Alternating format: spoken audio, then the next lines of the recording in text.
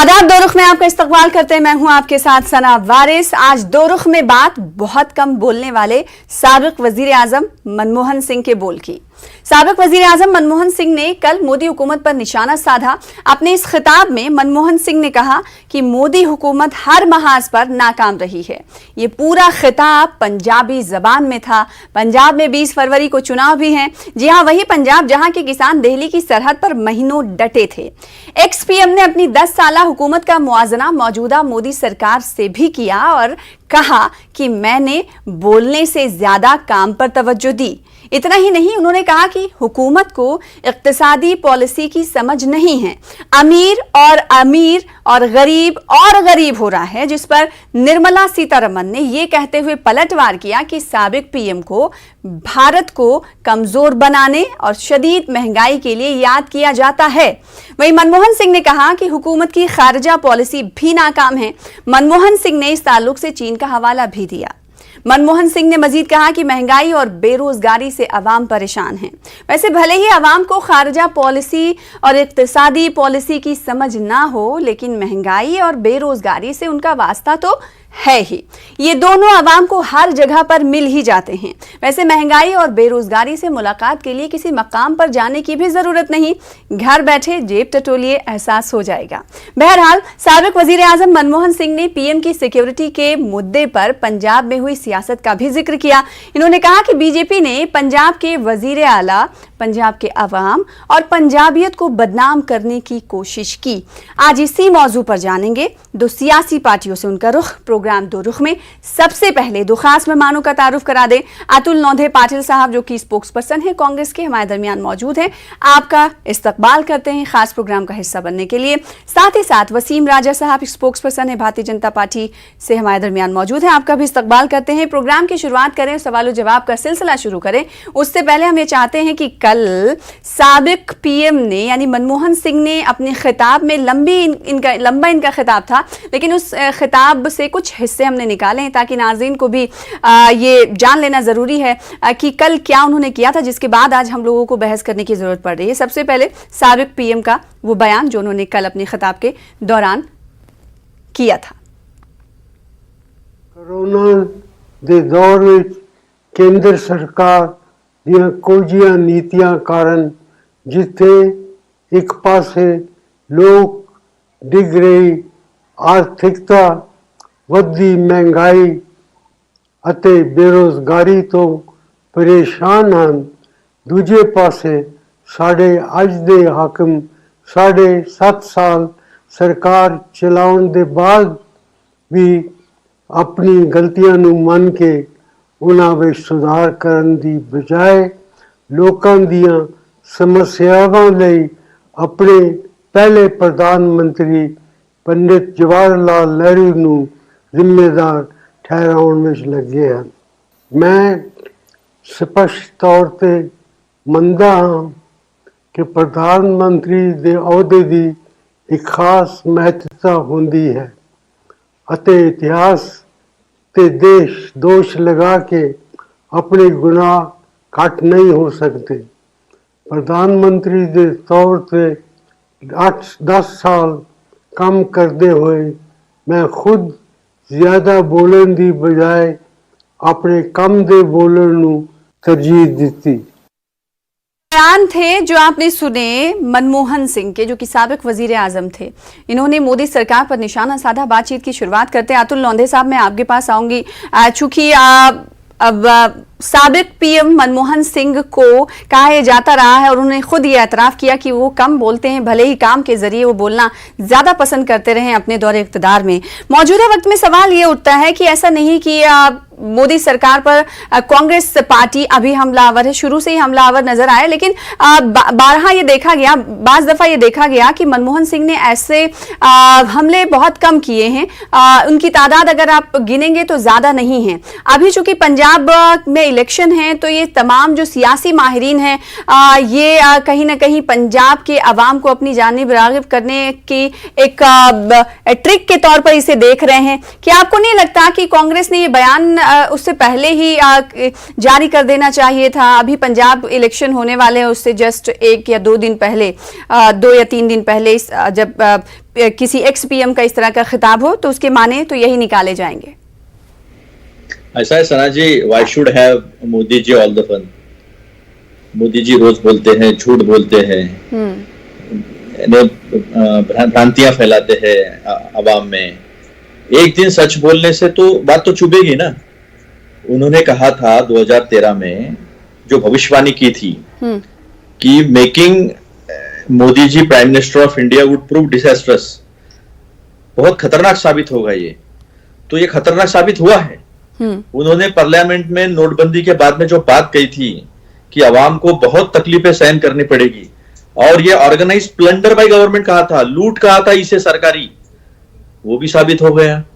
आज उन्होंने अपनी जिम्मेदारी समझी, किस लिहाज से कि वो देश के बुजुर्ग प्रधानमंत्री है, बुजुर्ग नेता है, पंजाब से आते हैं, और इस देश को जब जब संकट ने घेरा था, आर्थिक संकट ने, तब तक मनमोहन सिंह साहब खड़े होकर इस देश को आर्थिक संकट से निकाला। एक प्रधानमंत्री होने के नाते उन्होंने जिस तरह से विदेश नीति को संभाला था, जिस तरह से दोस्तों का इजाफा बढ़ते ही गया उनके जमाने में, वो हम खोते गए।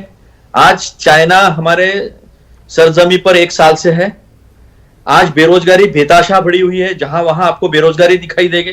आज महंगाई, 400 रुपए का सिलेंडर महंगा था। तो निर्मला सीतारमण साहिबा तो ये कह रही हैं कि भारत को कमजोर बनाने का योगदान जो है वो मनमोहन सिंह को जाता है। महंगाई के लिए भी उन्हें शदीद तौर पर याद किया जाता रहेगा, शदीद महंगाई उन्होंने की है। तो आप अवाम को कैसे बताएंगे, कैसे जस्टिफाई करेंगे?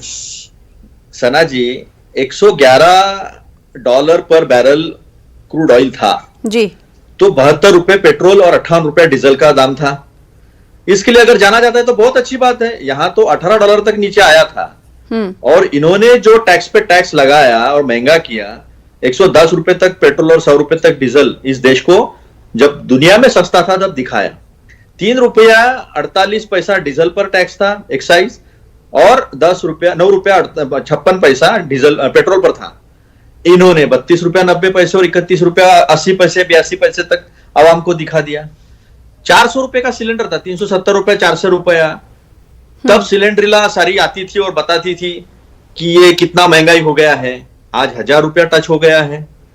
हर चीज की महंगाई, ऐसी कौन सी चीज है? चाय 140 रुपया किलो की 300 रुपए किलो के ऊपर चली गई। ठीक है। खाने का तेल 60 रुपया 70 रुपया था, आज 200 रुपए क्रॉस कर चुका है। ठीक है। तो महंगाई के लिए कौन जाना जाएगा? ऐसी महंगाई का अगर तमगा हमें मिलता है तो हम, लेकिन ये भी हमें याद करना है, ये भी हमें याद रखना है कि जैसे ही निशाना साधा जाता है अपोजिशन की तरफ से, वैसे ही उस निशाने का जवाब भी सरकार की तरफ से दिया जाता है। तो इसका जवाब भी आपकी तरफ से आना जरूरी है। वसीम राजा साहब के पास चलेंगे इस सवाल के साथ। वसीम राजा, सबसे पहले तो ये जानना चाहेंगे कि भारतीय जनता पार्टी पर जो ये तीखे हमले साबिक वजीर आजम, कोई आम इंसान नहीं, साबिक वजीर आजम जिसने 10 साल मुल्क को चलाया, वो इल्जाम लगा रहा है, वो ये बता रहा है कि जो अभी मौजूदा वक्त में हालात हैं वो बहुत खराब हो चुके हैं।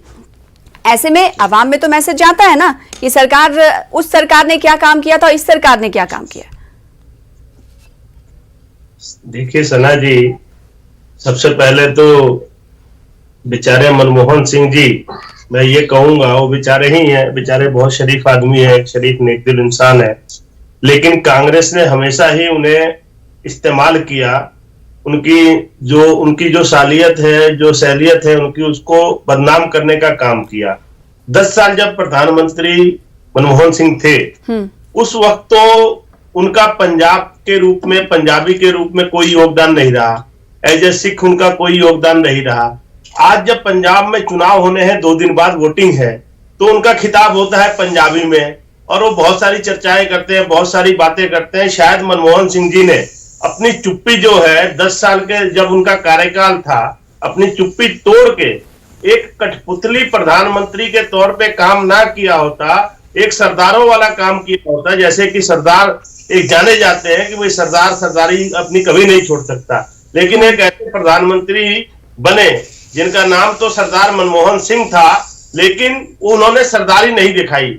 उनको राहुल गांधी, सोनिया गांधी और कांग्रेस के परिवार के लोग जो है उनको चलाते रहे। वो एक कठपुतली प्रधानमंत्री साबित हुए। जैसा कि हमने सबने देखा कि एक कैबिनेट का फैसला होता है, एक कैबिनेट का, अभी मनमोहन सिंह जी की बयान आए थे जिसमें कह रहे थे लोकतंत्र ऐसी बातें कर रहे हैं। जब अच्छा, ये बताइए, फैसला होता है, बड़े बड़े इकोनॉमिस्ट उनकी इक्तिसादी पॉलिसी को अच्छा कहते हुए आए, आप तो ये मानते हैं ना?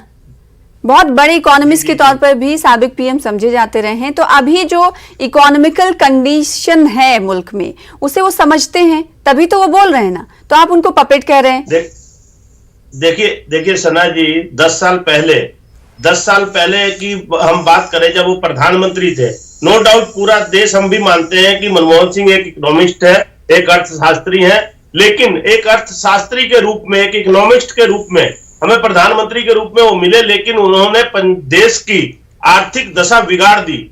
जो आज जो कठिनाइयां देश के सामने आई है, कहीं ना कहीं मनमोहन सिंह के किए हुए कामों और किए हुए कारनामों का नतीजा जो है वो देश भुगत रहा है। अच्छा चलिए, कम से कम नेहरू तक आप नहीं पहुंचे। सना जी, विदेश नीति की ये बात इन्होंने, मनमोहन सिंह जी ने कही है। आज पूरा देश जानता है कि आजादी के बाद से अभी तक जो सबसे बढ़िया विदेश नीति जो रहा, हमारे देश के प्रधानमंत्री आदरणीय नरेंद्र मोदी जी के कार्यकाल की विदेश नीति जो है सबसे उत्तम रहा। जब हमारे खुद जब सैनिक को, जब हमारे फौजी भाई को जब पकड़ लेते हैं पाकिस्तान वाले, तो रोब से हमारी विदेश नीति ही थी जो उन्हें ले आके बाघा बॉर्डर के रास्ते पाकिस्तान को छोड़ना पड़ा। पाकिस्तान मनमोहन सिंह के समय का विदेश नीति ये होती थी कि हमारे फौजियों के सर काट के भेजे जाते थे, हमारे फौजियों को शरेआम मारा जाता था, बॉर्डर की स्थिति बद से बदतर थी। ये उनकी विदेश नीति और उनकी बॉर्डर सुरक्षा थी।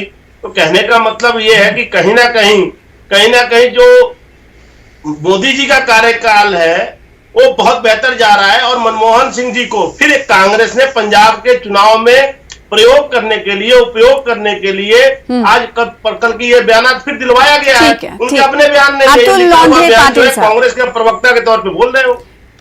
इनका कहना है, वसीम राजा साहब का, कि जो 10 सालों में एक कठपुतली की तरह कांग्रेस ने, यानी राहुल गांधी और सोनिया गांधी ने इस्तेमाल जो मनमोहन सिंह का किया था, वही अब पंजाब के ताल्लुक से वो करते हुए नजर आ रहा है। क्योंकि ऐसी पंजाबियत और सिखों के तौर पर उन्होंने तो पहले प्रोजेक्ट ही नहीं किया खुद को।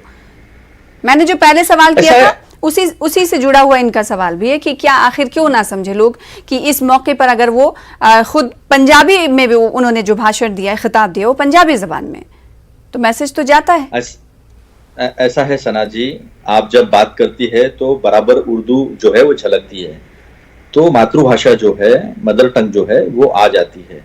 अपने लोगों से जब संवाद करना है तो आदमी अपने मातृभाषा का इस्तेमाल करता है।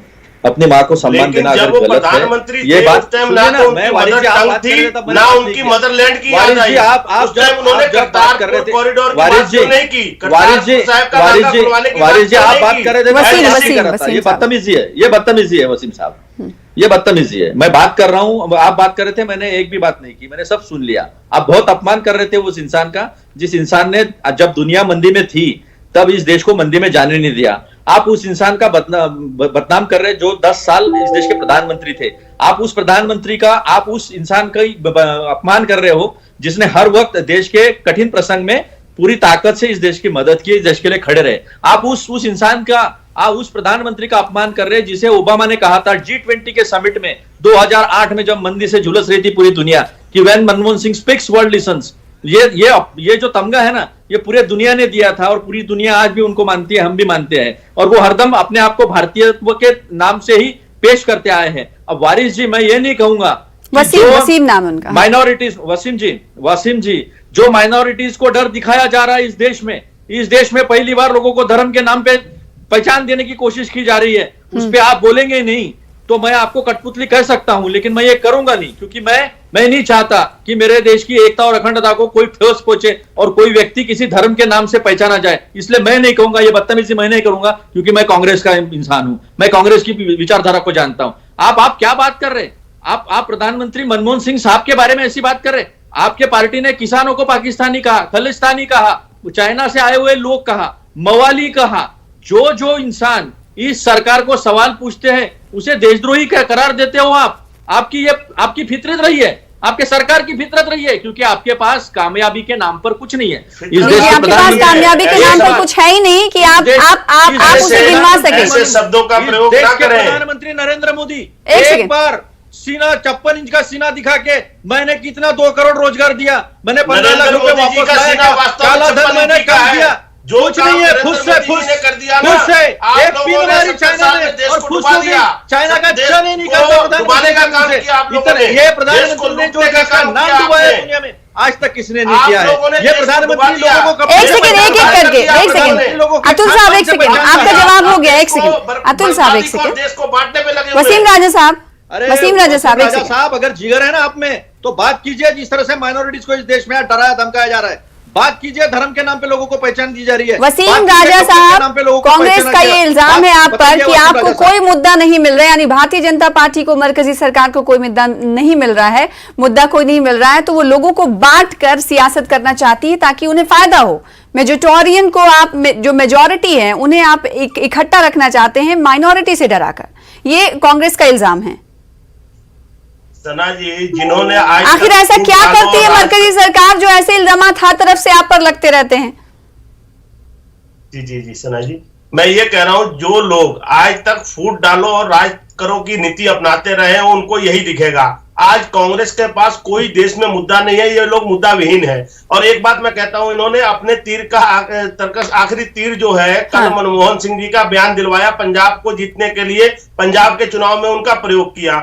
उसके बाद आप देखिए जो उत्तर प्रदेश में प्रियंका वाड्रा जी घूम घूम की यूपी की बेटी बनी फिरती थी, कल आके परसों पंजाब के अंदर वो पंजाब की बहू साबित करने में लगी हुई है, इस दौड़ में लगी हुई है। उनके सामने उत्तर प्रदेश और बिहारियों को पंजाब से बाहर निकालने की बात की जा रही है और प्रियंका वाड्रा जी ताली बजा रही हैं। ये क्या करना क्या चाहती हैं प्रियंका वाड्रा और कांग्रेस की लीडरशिप करना क्या चाहती है? इनकी एक ही नीति है, फूट डालो और राज करो। यही काम इनके प्रवक्ता जो है, इनको बार बार घूम फिर के वही चीजें, अभी भी यही क्या नाम है, ये बांटने की राजनीति की बात करते हैं। बताइए, भारतीय जनता पार्टी तो हमेशा एकता और अखंडता की बात करती है, राष्ट्र की बात करती है, पूरे राष्ट्र को एक अच्छा ठीक है, एकता और अखंडता की भारतीय जनता पार्टी बात करती है, तो हिजाब का मसला भारतीय जनता पार्टी की स्टेट्स में इतना क्यों हंगामा खड़ा कर रहा है?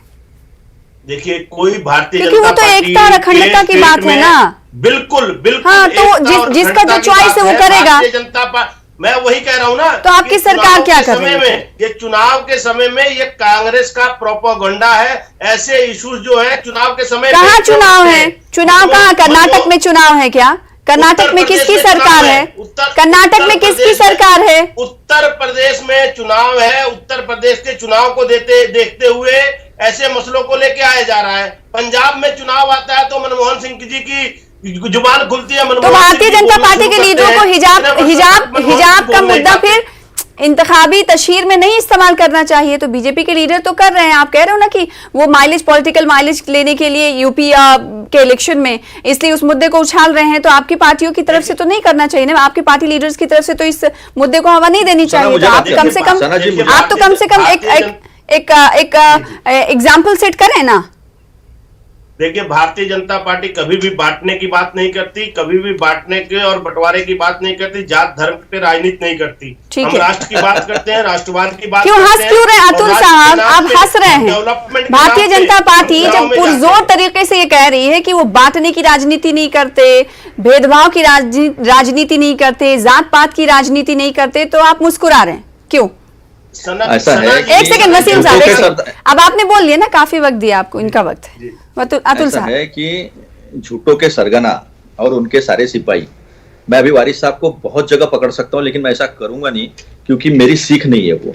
वारिस साहब, वसीम नाम है उनका, चुनाव के वसीम भाई, जब चुनाव आते हैं तब धर्म संसद आ जाती है और गांधी जी को गाली दी जाती है, बिहार में पुतले तोड़े जाते हैं, और इस देश की संविधान की शपथ लेके प्रज्ञा ठाकुर जी गोडसे का गुणगान संसद में करती है और इस देश का प्रधानमंत्री मुंह देखता है। मैं ऐसे कई उदाहरण दे सकता हूं। इस देश का गृह मंत्री, जिसके ऊपर हमारी सुरक्षा की जिम्मेदारी है, वो कैराना में जाके हिंदू मुसलमान को बांटने की कोशिश करता है। लोग जाकर मस्जिद में मूर्ति रखने की कोशिश करते हैं, जबकि संविधान की जब कसम खाते हो ना आप, तो मैं एक बात आपको याद दिला दूं वसीम भाई, जिस दिन हमने संविधान स्वीकारा था 26 नवंबर 1949 को, तब हमने कसम खाई थी कि जितने भी हमारे मतभेद थे इतिहास में, 5000 साल की सभ्यता है इस देश की, तो हमने वो सब गाड़ दिए और इसके बाद स्वतंत्रता, समता और बंधुता पे हम चलेंगे, ये हमने कसम खाई थी। उसको कुरेद कौन रहा है? और आज भी 8 साल होने के बावजूद, 6 साल वाजपेयी जी की सरकार होने के बावजूद आप प्रधानमंत्री नेहरू जी को कोसते हो। अपने नाकामयाबी का मिसाल जो है ना खुद बन रहे हैं इस देश के प्रधानमंत्री, और इस देश के प्रधानमंत्री में अगर 56 इंच का सीना है तो बताया बेरोजगारी पे बात करें, बेरोजगार पे वो मतदान मांगे, विकास के नाम पे मतदान मांगे। ठीक है वसीम राजा साहब, किसी भी स्टेट में जहां पर भारतीय जनता पार्टी की सरकार है, जहां जहां इलेक्शंस हो रहे हैं अभी, वहां पर बीजेपी लीडरान की तरफ से ये नहीं कहा गया कि इस स्टेट के, जो बात अभी अतुल लोंढे साहब ये कह रहे थे कि इतना रोजगार उन्होंने दिया, इतनी महंगाई की शरह में कमी की, ये तो नहीं कहा जाता। इसका मतलब है क्या कि एक पोलराइजेशन करने की कोशिश की जा रही है भारतीय जनता पार्टी की तरफ से, कांग्रेस का ये इल्जाम है। लेकिन ये भी देखने को मिलता है कि बीजेपी अपनी काम और हुसूलियाबियों को गिनवाती नहीं है, पीछे रह जाती, दूसरे मुद्दे हावी हो जाते हैं। क्यों? जी सना जी, उत्तर प्रदेश में हम चुनाव लड़ रहे हैं, उत्तर प्रदेश में हमारी सरकार है। आप हमारा चुनाव का मैनिफेस्टो देखें और योगी जी और मोदी जी के स्पीचेस को सुने, भाषण को सुने, और सभी भाषणों में आपको ये पता चल जाएगा कि उत्तर प्रदेश में हम चुनाव जो है अपने किए हुए कामों पे लड़ रहे हैं। हमने जो डेवलपमेंट किया है उत्तर प्रदेश में उसके ऊपर लड़ रहे हैं। हम उत्तर प्रदेश में विकास के ऊपर चुनाव लड़ रहे हैं, और जो काम, जो गुंडा ताकतों को खत्म करने का बहुत बड़ा एक भय बना होता था उत्तर प्रदेश में गुंडागर्दी का, उस भय मुक्त उत्तर प्रदेश को भय मुक्त रोजगार कितना दिया, उसके ऊपर हम चुनाव लड़ रहे हैं। रोजगार कितना दिया, हेल्थ सिस्टम किस हद तक मजबूत हुआ, स्कूल कॉलेजेस और यूनिवर्सिटियां कितनी बनी। बिल्कुल ये आम जनता के मुद्दे हैं।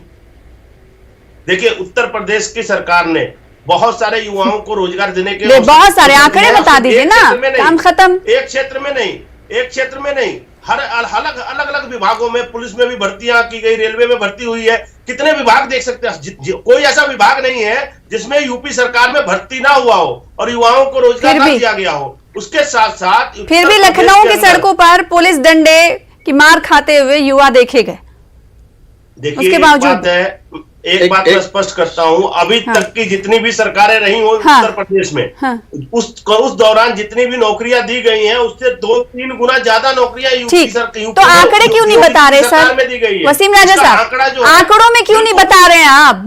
मैं ये कहूँ कि मैं बहुत सारे बुलेटिन पढ़ती हूँ, लेकिन मैं ये नहीं बताऊं कि मैं कितने बुलेटिन पढ़ती हूँ, तो लोगों को पता नहीं चलेगा ना। ऐसा नहीं, जो सच्चाई है, सच्चाई को छुपाया नहीं जा सकता। वही तो बात कह रहे हैं। सच्चाई मैं बताता हूँ, सच्चाई मैं बताता हूँ। कांग्रेस के नजरिए से उनकी सच्चाई देखने की कोशिश करते हैं। एक सेकंड, जो आवाम है इस वक्त जो देख पा रहे होंगे, वो भारतीय जनता पार्टी को, कांग्रेस की बातों को सुनेंगे और उसमें गहराई कितनी है, सच्चाई कितनी है, वो समझ पाएंगे। अतुल साहब, सबसे पहली बात, हाँ, जो अवेलेबल जॉब थे, जो स्ट्रेंथ थी यूपी की, उसमें 5,17,000 जॉब्स की कमी हुई है। यह आंकड़ा मेरा नहीं है, यह आंकड़ा इनकी सरकार का है। दूसरी बात, 35,000 जॉब के लिए 2.25 करोड़ से ज्यादा एप्लीकेशंस आई है नौकरी के लिए, और लोगों को डंडे मार खाते हुए हमने देखा है। जो नौकरियां निकली उसमें 100% ओपन की नौकरियां भरी गई, जिसके वजह से मौर्य जी जो है वो उन्होंने आरोप लगाया और इस्तीफा दिया भाजपा से। लाइन लग गई थी इस्तीफा देने की। इनको एयरपोर्ट चाइना का लगता है दिखाने के लिए, एडवर्टाइजमेंट में पैसा खर्चा करके चाइना का एडवर्टाइज करते हैं। इनको ओवरब्रिज दिखाने के लिए कैलकाटा का ओवरब्रिज दिखाना पड़ता है, और सब जगह जो है झूठे आंकड़े, जो मनमोहन सिंह साहब ने कहा 60 से ऊपर नहीं जाना चाहिए। बहुत बड़ी बात यहाँ पर साबिक पीएम ने कही, और साथ ही इस बात को दोहराया अतुल लोंढे साहब ने कि वसीम राजा साहब, जो झूठे आंकड़े भारतीय जनता पार्टी की तरफ से कांग्रेस का इल्जाम है जो जारी किए जाते हैं, उससे जो आलमी सतह का इन्वेस्टमेंट है वो हिंदुस्तान में नहीं हो पा रहा है। तो ये तो हिंदुस्तान के लिए अच्छी बात नहीं है ना।